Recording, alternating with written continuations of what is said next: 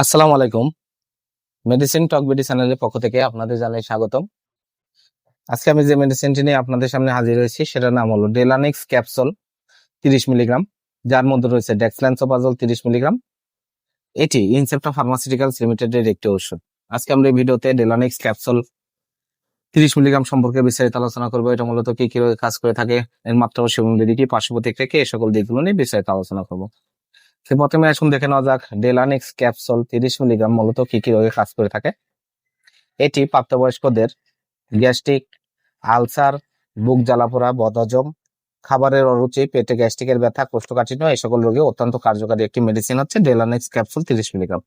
এছাড়া এটি erosive oesophagitis নিরামূলে, Zollinger Ellison syndrome, Helicobacter pylori নির্মূলে, বুক জ্বালাপোড়া, খাবার উগ্র আসা এগুলো রোগগুলোর জন্য অত্যন্ত কার্যকারী একটি মেডিসিন ডেলানিক্স ক্যাপসুল 30 মিলিগ্রাম। এবার আসুন দেখে নেওয়া যাক এর মাত্রা ও সেবন বিধি কি। এটি সাধারণত দিনে একটি ক্যাপসুল সেবন করতে হয়, তবে রোগের তীব্রতা মাত্রা অনুযায়ী 2টি পর্যন্ত ক্যাপসুল আপনারা খাবার আগে বা পরে যে কোনো সময় এটা সেবন করতে পারবেন, অথবা ডাক্তারের পরামর্শ অনুযায়ী মাত্রা ও ডোজ নির্ধারণ করে নেবেন। আর এটি খাবার নিয়ম হলো ক্যাপসুলটি সম্পূর্ণ গিলে খেতে হবে, অথবা ক্যাপসুলটি খুলে এর ভিতরে গ্যানুয়েলস গুলো একটি টেবিলের চামচে ছড়িয়ে নিন এবং শীঘ্রই গিলে ফেলতে হবে। এবার আসুন দেখে না যাকে পার্শ্ব প্রতিক্রিয়া কি। এটি সেবনে বেশ কিছু পার্শ্ব প্রতিক্রিয়া দেখা দিতে পারে, যেমন ডায়রিয়া, পেটে ব্যথা, বমি ভাব, বমি, পেটে গ্যাস, এ ধরনের কিছু পার্শ্ব প্রতিক্রিয়া দেখা দিতে পারে। আর গর্ভ অবস্থায় এটি প্রেগন্যান্সি ক্যাটাগরি বি, গর্ভ অবস্থায় এটা প্রয়োজন হলে অবশ্যই সেবন করতে পারবেন।